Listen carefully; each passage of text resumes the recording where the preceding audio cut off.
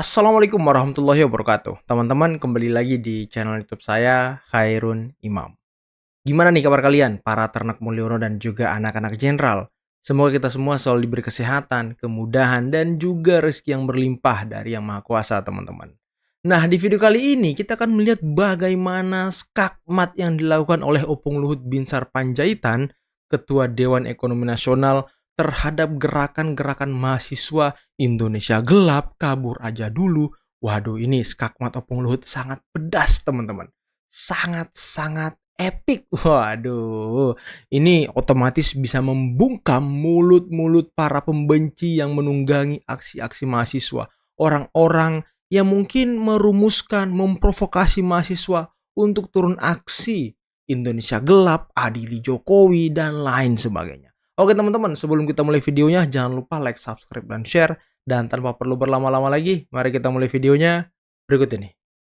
Pak Anies, kita ketahui bahwa ini sempat menjadi viral apa yang terjadi di Dinas Pendidikan, khususnya pengadaan anggaran khusus untuk beberapa jenis alat tulis begitu ya. Kemudian apa sebenarnya yang terjadi sih Pak Anies sehingga memang angka-angka tersebut bisa muncul gitu dan menjadi viral di publik?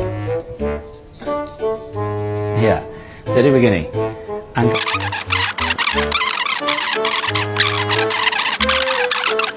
akan memilih sistem digital, tetapi ketika sampai pada pengisian, ini yang saya istilahkan dari kemarin, bukan smart, karena pengisiannya mengharuskan checking manual. Kejadiannya kan 2002 untuk 2020. Ketua Dewan Ekonomi Nasional Luhut Binsar Panjaitan menanggapi viralnya Indonesia Gelap oleh Badan Eksekutif Mahasiswa Seluruh Indonesia alias BEMSI. Luhut tidak melihat bahwa Indonesia gelap dengan segala kondisi yang terjadi saat ini. Jadi kalau ada yang bilang Indonesia gelap, yang gelap kau, bukan Indonesia, ujarnya. Ya kita semua harus kompak aja. Bahwa kurang, saya kira pastilah ada kurang. Kalau tidak kurang, ya kau pergi ke sorga aja. Tapi kalau saya belum mau buru-buru ke sorga. Jadi kalau Anda pengen semua perfect, ya kau pergi sorga saja buru-buru sana. Jadi kadang-kadang kita nggak bangga jadi orang Indonesia, kita hanya lihat kurangnya. Betul, kau nggak kurang di mana sih yang sempurna? Di Amerika tuh homeless, kita nggak ada homeless di sini. Jadi jangan kita hanya melihat yang jauh, yang di depan mata kita ini kita anggap sudah masih kurang. Ya kurang, banyak yang kurang. Itulah tugas kita semua untuk memperbaiki. Dan kita on the right track sekarang memperbaiki itu semua. Kita harus sama-sama saling mengingatkan di mana sih dengan cara-cara yang bagus. Pemerintah pasti mendengarkan masukan-masukan dari Anda. Cabut instruksi Presiden nomor 1 tahun 2025 yang mana instruksi Presiden ini dinilai sebagai ancaman terhadap bagian-bagian yang justru menjadi kepentingan rakyat seperti pendidikan dan kesehatan. Tolong sampaikan ke teman-teman yang dari kampus bahwa dari Presiden tegas sekali itu soal biaya operasional perguruan tinggi, KIP, kuliah, beasiswa dan segala macam sama sekali tidak boleh dikurangi. Itu statement Presiden sudah jelas. Tapi Presiden sampaikan bahwa informasi yang beredar soal pemotongan beasiswa, pemotongan KIP kuliah, atau pengurangan biaya operasional perguruan tinggi itu sama sekali tidak benar dan Presiden bilang ini tidak boleh dilakukan. Hari ini juga ada demo Pak. Apa? Demo pemangkasan soal efisiensi. Kalau demo. Sebenarnya efisiensi anggaran itu tidak menyasar pada komponen-komponen yang substantif seperti umpamanya beasiswa itu nggak nyasar ke sana. Yang disasar itu apa?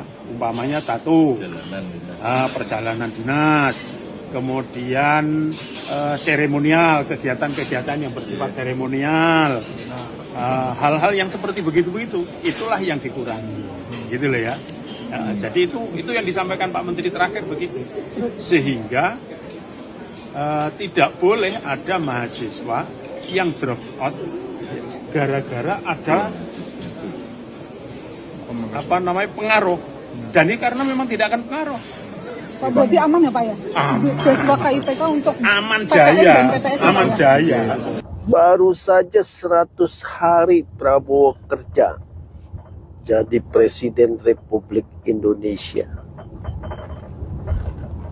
Para orang cerdas di Indonesia sudah langsung judgment. Gak becus lah, sembrono lah, ya, sok tahu kau. Anda tahu apa yang Prabowo sedang siapkan? Bagaimana dia mempersiapkan super holding, ya, dengan modal 9.000 triliun dan akan melakukan investasi di berbagai jenis usaha di Indonesia dan tidak lagi mengharapkan asing investasi, tapi kalau asing mau diajak, artinya ya boleh ikut, boleh tidak. Nah, saudara, itulah yang sedang dilakukan oleh Prabowo. Sementara penghematan APBN dari berbagai sektor di kementerian-kementerian berhasil mengumpulkan begitu banyak uang, ratusan triliun.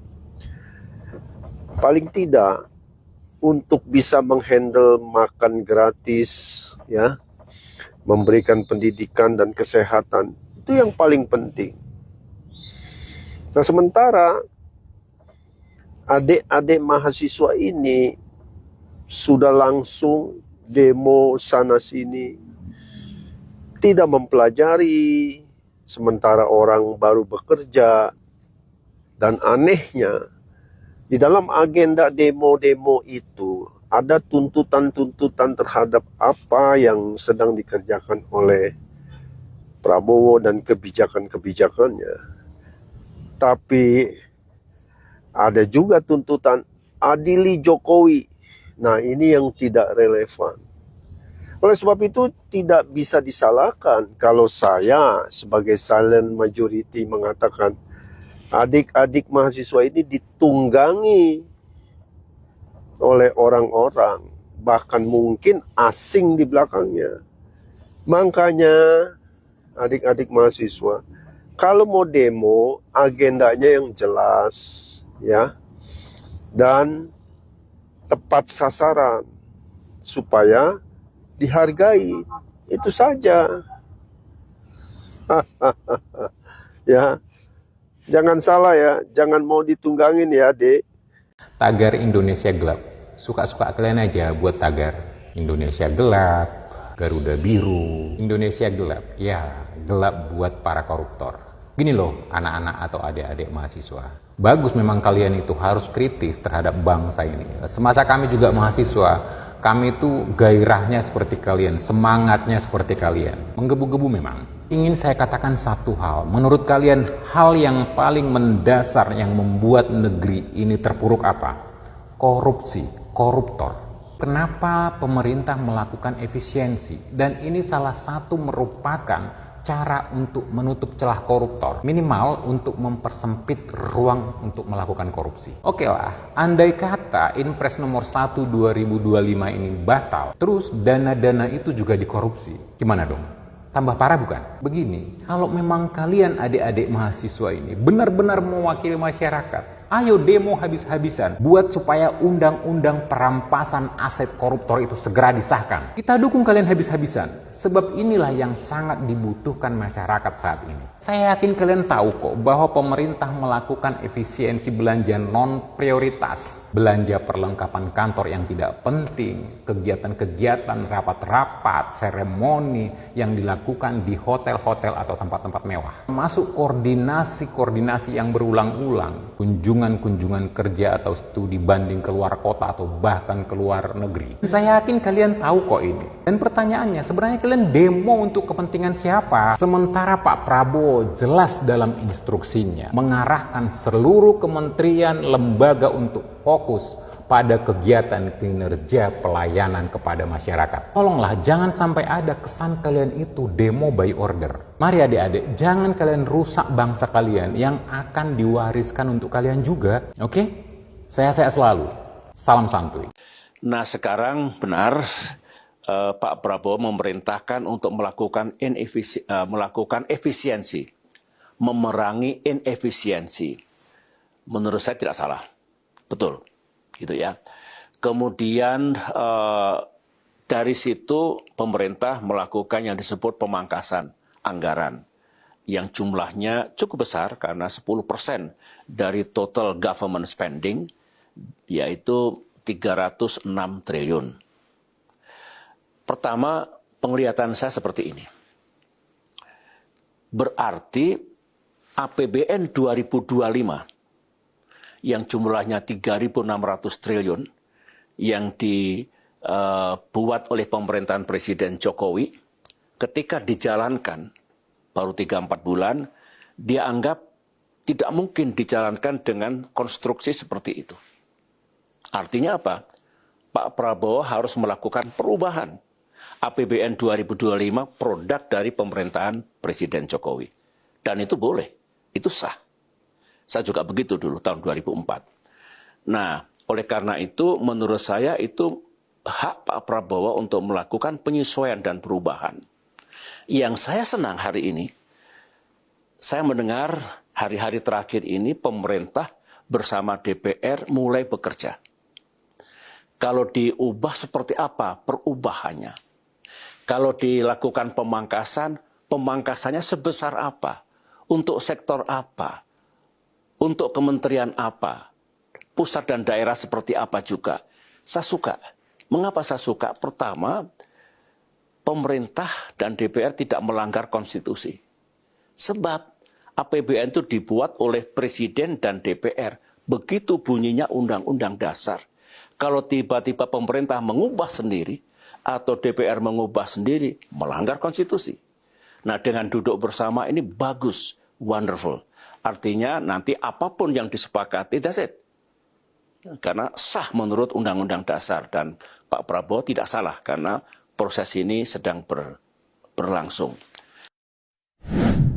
Nah, teman-teman, itulah tadi beberapa video yang sangat luar biasa yang bisa kita simak, yang bisa kita saksikan pada kesempatan kali ini. Dan gimana, teman-teman, respon dari Opung Luhut terhadap aksi-aksi mahasiswa ini? Waduh, yang gelap Indonesia atau kau yang gelap? Waduh, luar biasa. Tapi ya, dengan hashtag kabur aja dulu ya, Opung Luhut sangat-sangat calm down ya. Sangat-sangat bijak.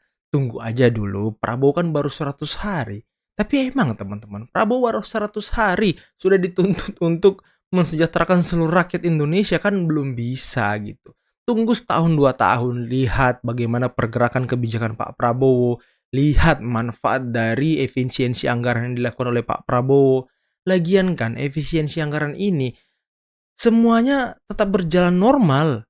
Bansos jalan, bantuan pendidikan jalan. Jadi yang dipangkas ini teman-teman hanyalah seremonial, acara-acara yang tidak penting, pembelian alat tulis. Ini kan pembelian alat tulis yang paling gede nih. Sekarang kan kita menuju era digital.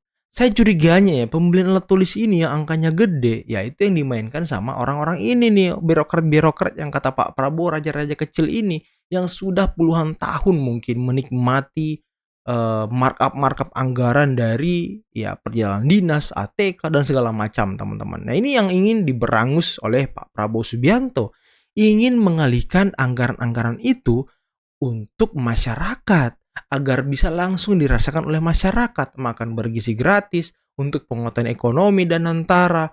Ini kan sesuatu yang sangat luar biasa teman-teman. Jadi bukan Indonesia gelap, tapi tunggu dulu. Tunggu, ini baru 100 hari Pak Prabowo, tenang dulu, 100 hari saja. Pak Prabowo kebijakannya sangat luar biasa teman-teman. Sangat amat luar biasa, sangat dirasakan oleh masyarakat kecil.